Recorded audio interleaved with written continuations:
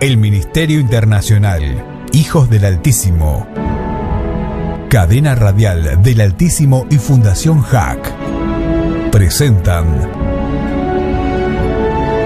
las maravillosas historias bíblicas, junto al pastor y doctor Camus Blumetti Néstor.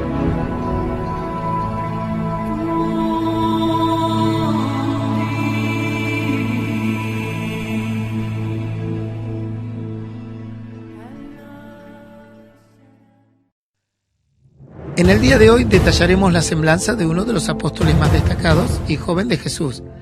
Este fue considerado como Juan el Amado, pues nuestro Señor tendría una relación muy paternal con él, pues cuentan las Escrituras que en la última cena se recostaba, descansaba sobre el tórax, el pecho de Jesús, y le fue dada a María, la madre biológica del Señor, en el día de la crucifixión, para que esté junto a él y a su familia, para que la recibiesen en su hogar, en su casa.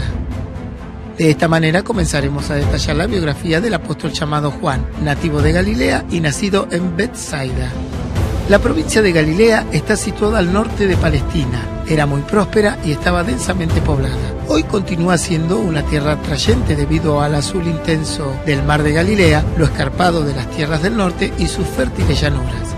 Fue en esta región pintoresca donde Jesús pasó la mayor parte de su vida como humano, pues se crió en la ciudad galilea de Nazaret. Los galileos se dedicaban a la agricultura, al pastoreo y a la pesca, actividades que Jesús citó en muchas de sus parábolas. Y veremos más adelante que Juan tendría como oficio el de pescador.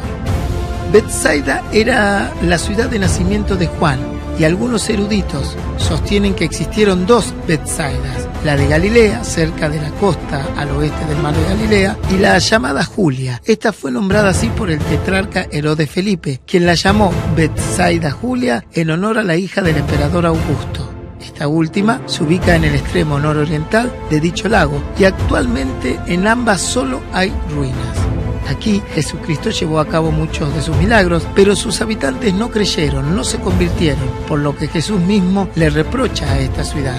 Jesús les dice así: «Ay de ti, Corazín, ay de ti, Betsaida, porque si en Tiro y en Sidón se hubieran hecho los milagros que han sido hechos en vosotras, se hubieran arrepentido en silicio y en ceniza.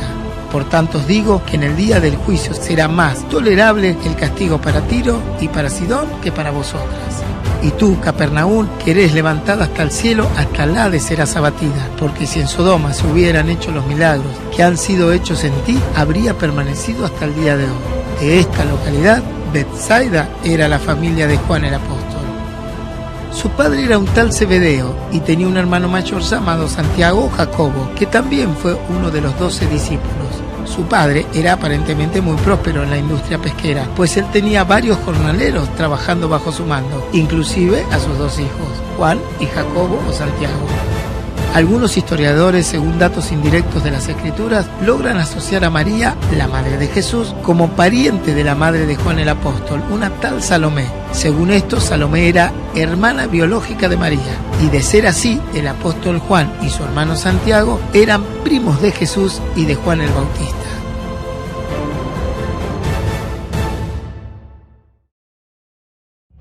La familia de Juan fue muy comprometida con la fe. Esto deriva de las Escrituras, pues la madre de Juan le pidió a Jesús que sus dos hijos se sienten en el reino de los cielos, uno a la derecha y otro a la izquierda. También esta mujer estuvo en la crucifixión de Cristo junto a María, e incluso albergaron a María en su hogar luego de la muerte de Jesús. Andrés y Pedro fueron los primeros discípulos de Jesús y también eran de la localidad de Betsaida y eran compañeros en la empresa de pesca del padre de Juan. Sin lugar a dudas, Juan ya conocía a Jesús, pero no fue hasta el milagro de la pesca, relatado en el Evangelio de Lucas capítulo 5, que decide dejar todo y seguir a Jesús. La Escritura deja ver muy en claro que el milagro los dejó a todos pasmados, atónitos y sorprendidos. Y así, nuestro joven comienza uno de los caminos más gloriosos que un hombre puede recorrer. Pedro, Juan y Jacobo, estos tres se van a convertir en el grupo íntimo de Jesús, que tuvieron el privilegio de estar presentes en algunos milagros de los cuales nadie más fueron testigos, tal como la resurrección de la hija de Jairo y la transfiguración del Señor. Cuando nos referimos a la transfiguración, nos referimos a aquel fenómeno que ocurrió en el monte, donde Jesús cambia su naturaleza física, pues el rostro brillaba como el sol y sus vestiduras eran blancas como la luz, y se reúne con el profeta Elías y Moisés. Aquí una nube luminosa se posa sobre ellos, y de la nube salió una voz que dijo: este es mi Hijo amado, a quien he elegido, escúchenlo. Esta es la segunda vez que se escucha la voz audible de Dios. La otra fue cuando Jesús se bautizó, que se escuchó una voz que dijo: este es mi Hijo amado, en quien tengo complacencia, o sea, en quien tengo agrado y favor. Juan deja notar que en su inicio era un joven turbulento, ambicioso, de un temperamento violento y muy poco tolerante, pues Jesús mismo lo llama Hijo del Trueno, Boanerges. Su ambición la vemos reflejada cuando junto a su madre le solicitan a Jesús que en su reino celestial Juan y su hermano se puedan sentar a la derecha e izquierda de Jesús. En definitiva, querían reinar con él. Y en otra oportunidad cuentan las Escrituras que una persona, un desconocido, que comprendió el poder de la fe y lo ejercía solícitamente, estaba echando fuera un demonio en el nombre de Jesús. Y Juan, cuando lo avistó, cuando lo vio, automáticamente le reprendió y le impidió que continúe ejerciendo su fe. Y el motivo era solo porque no estaba con ellos, o sea, con los discípulos de Jesús, y no los seguía. Luego Juan fue a contarle a Jesús lo sucedido y la decisión que él tomó. Y Jesús le reconvino, le exhorta, le dijo que lo deje, que no le prohíba, porque el que no es contra nosotros, por nosotros es. Porque ninguno hay, dijo Jesús, que haga milagro en mi nombre, que luego pueda decir mal de mí. Esto revelaba el carácter impetuoso del apóstol Juan.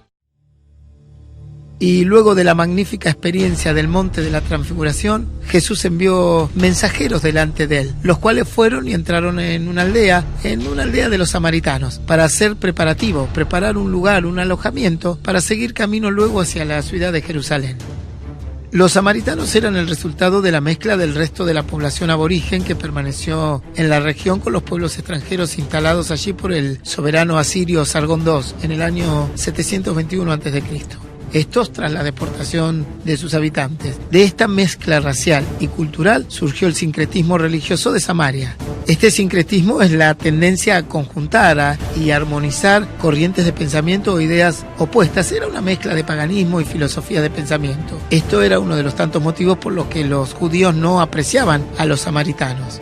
Pero aconteció que los samaritanos de esta aldea no les quisieron recibir, porque se dieron cuenta que eran peregrinos, que peregrinaban hacia Jerusalén. Y viendo esto sus discípulos, Jacobo y Juan, dijeron: Señor, ¿quieres que mandemos que descienda fuego del cielo como hizo Elías y los consuma? Los matamos a todos y se terminó este asunto. Entonces Jesús les reprendió, diciendo: vosotros no sabéis de qué espíritu sois, porque el Hijo del Hombre no ha venido a perder las almas de los hombres, sino para salvarlas. Y de forma pacífica se fueron en busca de alojamiento a otra aldea. Así de turbulentos eran Juan y Jacobo, Santiago su hermano. En los tiempos de Jesús, los samaritanos eran objeto de desprecio y se evitaba el paso por su región. Sin embargo, Jesús no los excluyó, pues su mensaje era universal. Incluso formuló una parábola, la del buen samaritano. Con ella quiso significar que a pesar de las diferencias religiosas con los judíos, los samaritanos son capaces de ejercer la bondad y estar atentos a la necesidad de otro. Y no hay razón para su estigmatización o denigrarlos. Esto se reconfirma cuando Jesús sanó a 10 leprosos y solo uno, justo el samaritano, se lo agradeció y alabó a Dios. Los judíos evitaban el trato con los samaritanos, pero Jesús pasó por alto esta costumbre y vemos este ejemplo también cuando se detuvo a conversar en el pozo de Jacob con una mujer samaritana. Luego los apóstoles, entre ellos Juan, siguieron el ejemplo de Jesús y predicaron la palabra a los samaritanos y al resto del mundo. También debemos enfatizar que Juan fue muy compañero del apóstol Pedro. Se los ve juntos en muchas situaciones, junto con Jesús y también en el libro de los Hechos. Por ejemplo, en la puerta la hermosa del templo, que junto a Pedro curaron en el nombre de Jesús a un cojo. También defendieron frente al Sanedrín de una manera asombrosa y magistral su fe. Y también supervisaban juntos los procesos de evangelización. Juan rápidamente fue reconocido como uno de los pilares de la iglesia primitiva. Aunque seguía siendo valiente y audaz, su ambición fue equilibrada por la humildad que aprendió a los pies de Jesús.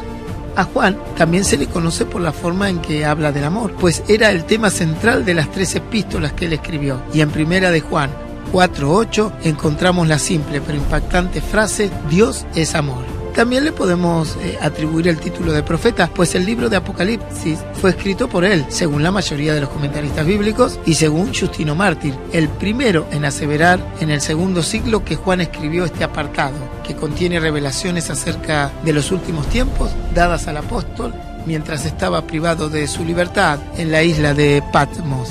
La disposición de Juan para servir a los demás y sufrir por la causa del Evangelio es innegable, pues al inicio del libro de Apocalipsis, el cual recibió del Espíritu Santo, Juan se refirió a sí mismo como vuestro hermano y copartícipe vuestro en las tribulaciones, en el reino y en la paciencia de Jesucristo. El historiador Eusebio nos dice que fue desterrado por los romanos a la isla de Patmos y que no escribió el cuarto evangelio hasta el año 100 después de Cristo. Lo que parece cierto es que Juan escribió su evangelio y sus epístolas en la localidad de Efeso, en Asia Menor, y el Apocalipsis en la isla de Patmos.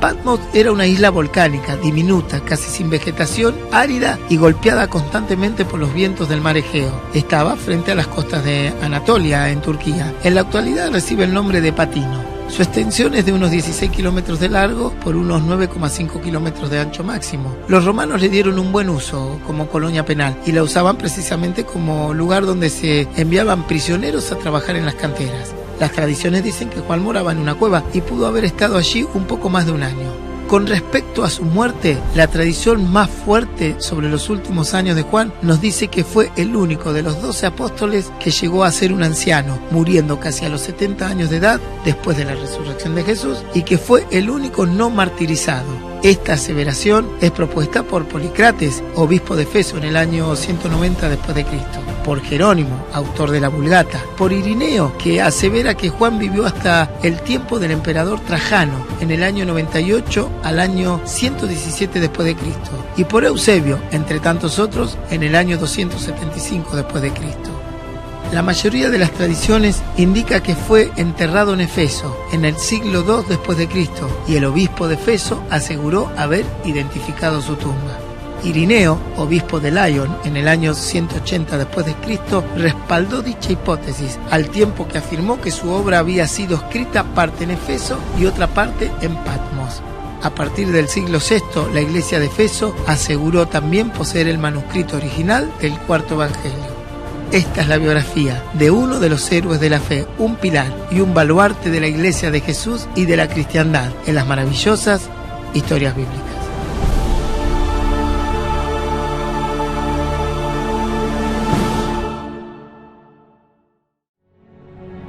Presentó este programa el Ministerio Internacional Hijos del Altísimo, Cadena Radial del Altísimo y Fundación HAC. Para seguir disfrutando de estas historias, suscríbete a nuestro canal de YouTube, Las Maravillosas Historias Bíblicas.